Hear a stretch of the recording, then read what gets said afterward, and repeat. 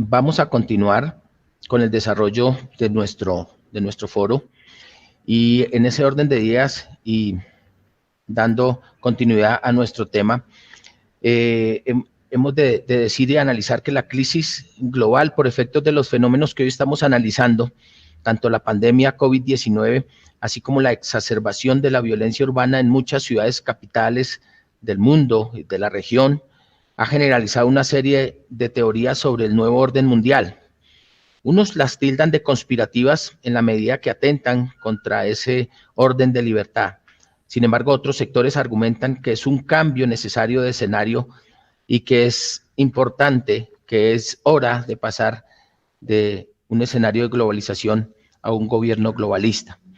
En ese orden de ideas, pues la gran pregunta ¿es el nuevo orden una conspiración contra Occidente? Pero para ello, pues hemos invitado al doctor Joseph Humait, director del Centro de Estudios para una Sociedad Libre y Segura de Washington, quien a continuación nos va a presentar una breve disertación sobre el tema. El doctor Joseph Humait es un experto en seguridad global, especializado en análisis sobre amenazas transregionales en el hemisferio occidental, brinda sesiones informativas y conferencias periódicas sobre terrorismo internacional, crimen organizado transnacional, islamismo e influencia de Irán y Hezbollah en las Américas, tema absolutamente sensible en el momento. Ha testificado en numerosas ocasiones ante el Congreso de los Estados Unidos y ha servido como testigo experto en varios juicios de terrorismo que han sido importantes a nivel regional y tal vez a nivel global. Es un comentarista habitual de seguridad nacional para una variedad de medios de comunicación en inglés y en español, incluidos Univisión, Telemundo, CNN en español y la red regional NTN 24, así como Fox News y CNN Internacional. Doctor Joseph Humait, bienvenido. Nuestro auditorio virtual está a su disposición. Ok, bueno, ¿todos me pueden escuchar? ¿Está bien? Sí, estamos escuchando. Perfecto, doctor. Okay. Está muy bien. Bueno, buenos días, gracias por la invitación y antes que todo quiero felicitar a la Universidad Militar Nueva Granada por celebrar su aniversario de 38 años y también quiero felicitar a todos los colombianos que por su día de independencia este pasado lunes, el 19 de julio, Colombia es un país muy querido por Estados Unidos, es muy querido a nivel personal también, que conozco, he tenido el placer de visitarlo en varias ocasiones y es un gran aliado para el occidente y por cierto, para Estados Unidos también. También quiero agradecer al rector, mi general Luis Fernando Fuente Torres y mi coronel, mi gran amigo Jesús Alberto Ruiz y todo el equipo neograndinos que organizaron este excelente e importante foro que creo que viene a muy buen momento. Quiero también reconocer a mi gran amiga y distinguida profesora Celina Realuyu. Ella es una gran experta aquí en Estados Unidos que da clases a muchos militares latinoamericanos y civiles sobre estos temas tan importantes de amenazas transnacionales. Y una mención también al honorable ministro de Defensa, Carlos Holmes Trujillo, por su liderazgo, su compromiso a la seguridad, defensa y libertad de Colombia y del continente. Bueno, me dieron la tarea para los objetivos del foro de hablar sobre el nuevo orden mundial. Esas palabras tienen diferentes significativos para diferentes personas. Entonces yo creo que para empezar les quiero dar un poco de qué significativo yo lo voy a dar en esta charla. Para algunos en el mundo esta palabra, yo diría hasta si podemos ir como 5 a 6, 7, 8 años atrás, esa palabra nueva o ese término nueva orden mundial era más una palabra que tenía una connotación conspirativo, que se trataba de sociedades secretas al campo internacional donde tenías empresarios o gobernantes o hasta gente famosa que se juntaban en diferentes conferencias a nivel mundial y decidían el futuro de todo el mundo. Eso era más o menos el perspectiva de esa palabra nueva orden mundial. Con el tiempo se ha ido cambiando, yo creo eso, y algunos lo miran más como una alianza política de ciertos gobiernos, de ciertos países. Unos lo ponían de derecha o de izquierda, tratando de uno, buscando acabar con el otro. O sea, una alianza política internacional de izquierda, tratando de acabar con la derecha, o viceversa, la derecha a la izquierda, Es un poco la connotación que creo que algunos lo llevan a esa palabra. Pero para mí, el nuevo orden mundial es simplemente las reglas del juego. Y cuando digo el juego, me refiero a esta gran experiencia que es la vida de los humanos, de la humanidad. ¿Cómo vamos a vivir la vida en un mundo tan complejo, con tantas culturas, normas, idiomas, todo distinto? ¿Cómo vamos a cuadrar dentro de este marco que se llama la comunidad internacional? ¿Cuáles van a ser las reglas que van a ser respetadas por los estados y por los ciudadanos por tal? A principios del siglo XXI se empezó a surgir esta idea de un nuevo orden mundial, pero se empezó a surgir bajo un concepto, lo que yo digo, un concepto céntrico, de ser centro, de no tener afiliación a política, un mundo sin ideología, un mundo más pragmático, que no tiene bandera política, pero es basado en evidencias y en resultados. A primera vista, primera escucha, suena bien. O sea, estamos usando las evidencias para ver qué funciona y descartando lo que fracasa. Eso suena muy bien. Eso suena que puede ser una manera de mantener un orden mundial. El problema con esa idea, la idea de ser céntrico, el problema con eso es que las reglas o las leyes están basadas en ideas, están basadas en valores, en principios y en derechos. Porque si no están basados en ese tipo de derechos naturales, esas mismas reglas o leyes se pueden usar para quitar las libertades de los ciudadanos. La pandemia, el coronavirus, nos está enseñando esto. Nos está enseñando que a pesar de los riesgos, el mundo está en un momento donde tiene que decidir. Ya no podemos quedar en el centro. Tenemos que tomar las decisiones necesarias para que estas reglas no sean simplemente leyes escritas en un papel, pero que sean reglas basadas en la epistemología de la acción humana. ¿Dónde estamos ahora? Yo les planteo que ahorita, en este momento, en 2020, estamos en una situación de emergencia. Creo que nadie en el mundo podía prevenir o predecir que íbamos a estar tal y como estamos en cuarentenas, sin viajes, sin muchos negocios en este momento. Si me hubieras dicho el año pasado que en 2020 no iba a viajar y iba a quedar en casa, y no hubiera creído. Creo que para muchos esto 2020 por sí hubiera sido una teoría de conspiración. Pero hoy en día hay más o menos 195 países alrededor del mundo y más de la mitad han declarado un estado de emergencia por la pandemia. En muchos casos, si no todos los casos, esta declaración de emergencia por estados, por gobiernos, da más poderes al Ejecutivo. Estos poderes requieren más dinero, más presupuestos o la liberación de fondos de emergencia. Y estos poderes llevan una implicación directamente en las decisiones y las libertades de cada ciudadano de ese país. Ahora, por un tiempo, yo pienso que es necesario aceptar algunas de estas restricciones y dar un poco de sus poderes más amplios al Ejecutivo por el propio pandemia. Esto es un virus nuevo. Nadie estaba preparado para mitigarlo y lo estamos conociendo y aprendiendo en el camino. Entonces, en nombre para salvar vidas, hemos aceptado algunas restricciones. Hemos aceptado quedarnos en casa. Muchos han sacrificado sus empleos y sus ingresos. Y hemos decidido, creo que como sociedad, aplanar la curva. Y algunos gobiernos, algunos estados están luchando junto con su pueblo para superar este nuevo virus y tratar de regresar a algún tipo de normalidad de nuestro día a día. Pero otros gobiernos están aprovechando este momento para dar voz a sus impulsos más autocráticos, amenazando expropiar empresas, encarcelando personas por supuestamente, entre comillas, violando cuarentenas, cuando en realidad están buscando dar a comer a su familia. Algunos gobiernos están llevando a su país a un camino muy conocido por los cubanos, por los venezolanos, por los coreanos. ¿De qué pasa? Como dijo uno de los fundadores, ¿qué pasa cuando, como dijo Benjamin Franklin, cuando si quitas tu libertad en nombre de seguridad, pierdes los dos? Estamos aquí en este momento de crisis, un estado de emergencia a nivel internacional y tenemos que decidir.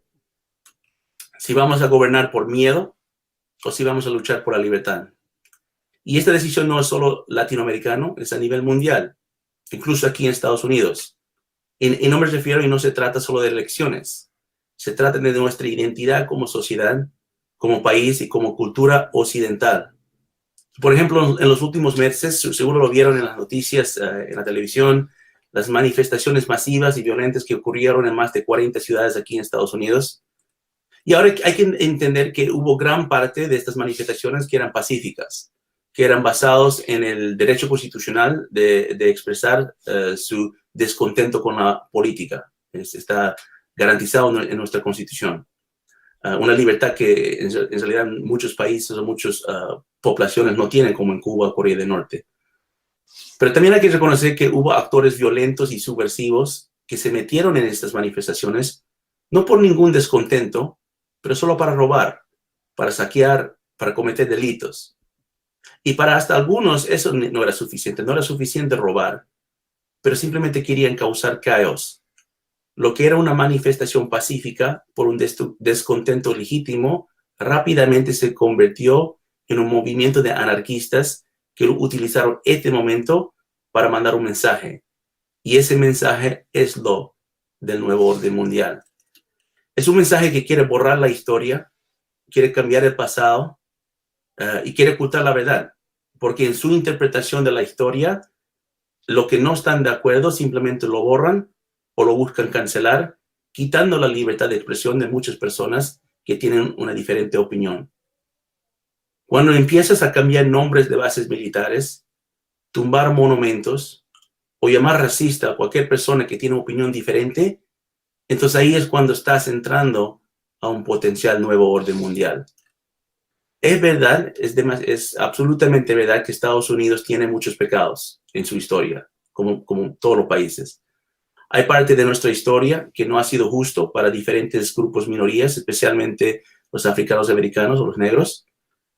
Pero en mi experiencia, hay ciertas personas a nivel personal, a nivel individual, hay ciertas personas que cuando cometen errores en su vida, cuando tienen pecados en su pasado, lo que hacen es aprenden esos errores, lo cuentan a voz abierta para ayudarse a uno mismo y también para ayudar a que otros no cometen ese mismo error y en consecuencia mejoran su vida y también la vida de la sociedad.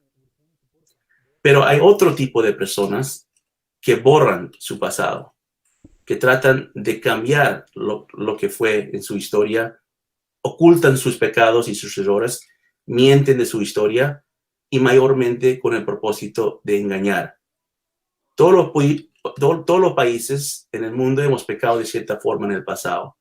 Esta experiencia de la vida es una evolución de aprendizaje y de tratar de ser el mejor nuestro. Pero no es momento de borrar eso, no es momento de borrar las historias.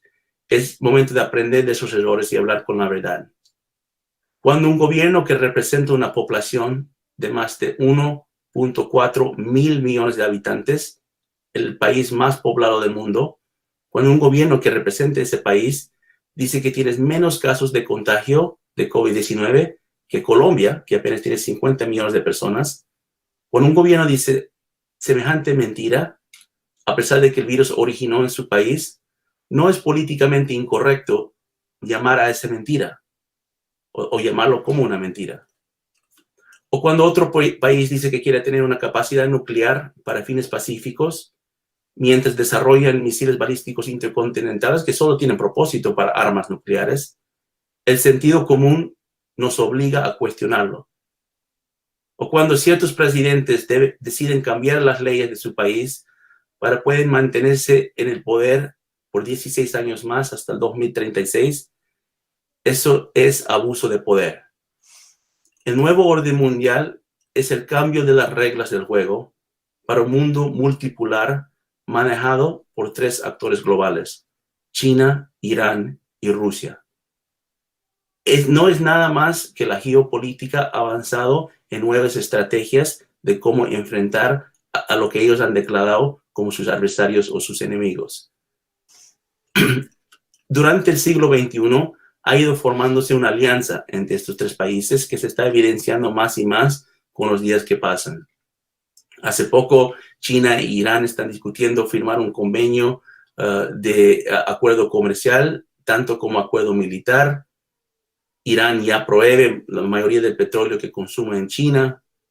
Rusia y China han podido construir una alianza a nivel militar diplomático, y Rusia ha proveído las armas de defensa a Irán para que pueda mantener el régimen en ese poder. La alianza de estos países se entiende en todos aspectos del mundo y hasta aquí en América Latina. Por mucho tiempo, expertos de la región, expertos aquí en Estados Unidos que hablan de la política con América Latina, dijeron que estas tres potencias tienen diferentes intereses en la región. Que China tiene más interés económico, Rusia más en el tema de venta de armas, y Irán está haciendo lo que Irán está haciendo a nivel clandestino. Sin embargo, lo que hemos visto durante estos últimos 20 años es más cooperación que competencia entre estos otros tres poderes. Te doy un ejemplo, lo que yo llamo el estándar de 75%. 75% de los acuerdos bilaterales que Irán ha firmado en América Latina son con 5 países: Cuba, Venezuela, Nicaragua, Bolivia y en su momento Ecuador. Extendiendo a Rusia, 75% de las ventas de armas militares que ha hecho en América Latina han sido con los mismos 5 países, y 75% de los créditos y préstamos, no inversión, porque inversión hay por todo lado, pero créditos y préstamos que China ha dado en América Latina han sido a estos mismos 5 países. Eso te demuestra una cooperación, eso te demuestra estrategia, y eso demuestra unos intereses geopolíticos más allá de simple la parte comercial. Cuando entramos a hablar de qué se trata esta decisión que doy referencia, qué se trata el nuevo orden mundial, a diferencia al orden convencional tradicional, se trata en 4 áreas: el área político, el área de derechos humanos, el área militar y el área económico. A nivel político hay diferente visión de cómo manejar la gobernanza de diferentes países, tanto como el mundo. Es una clara diferencia entre democracias representativas contra democracias participativas. Donde en democracias participativas, que es la idea que está manejado por estas alianzas del nuevo orden mundial, y donde la mayoría tiene el voz mayor, y que se gobierna no bajo la legitimidad de la representación del pueblo, pero por referéndums y plebiscitos que dan el voz de la mayoría encima de las minorías del país.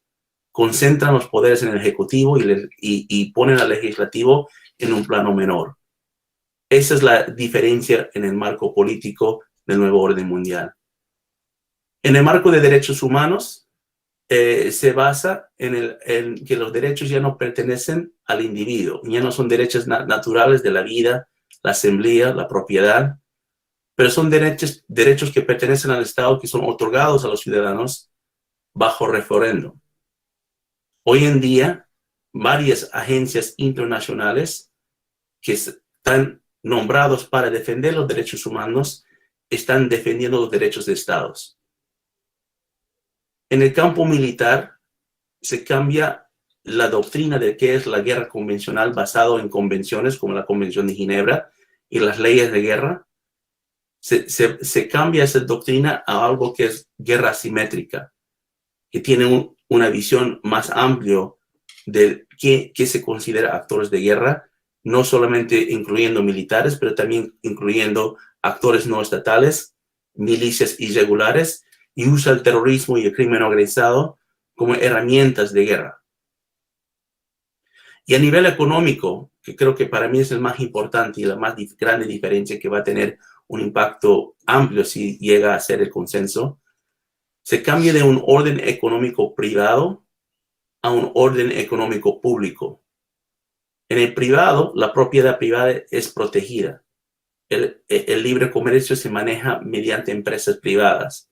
El Estado simplemente sirve de árbitro en estos mercados libres. En cambio, el orden económico público, no hay propiedad privada, solo propiedad pública. y lo que es privado es controlado por el Estado, y el Estado está responsable de garantizar las necesidades básicas de la mayoría permanente. Eso puede sonar bonito, pero en función no saca los resultados. La propiedad privada es lo esencial, no solo para tener crecimiento económico, pero para garantizar otras libertades y derechos que deben tener o tenemos los ciudadanos. Sin propiedad privada no hay incentivos para producir. Y si controlas precios, no tienes información para vender. Y cuando no hay ganancias, no hay inversión y por extensión no hay innovación. Y ahí es cuando destruyes las instituciones del país, donde llegas a tener una sociedad más parecida a lo que está pasando hoy en día en Venezuela. Cuando planteo esa decisión de esta forma, donde hay claras diferencias en lo que es este denominado nuevo orden mundial, manejado por potencias globales, uno diría sería una decisión muy clara. Sin embargo, la forma que venden estas ideas no es directo.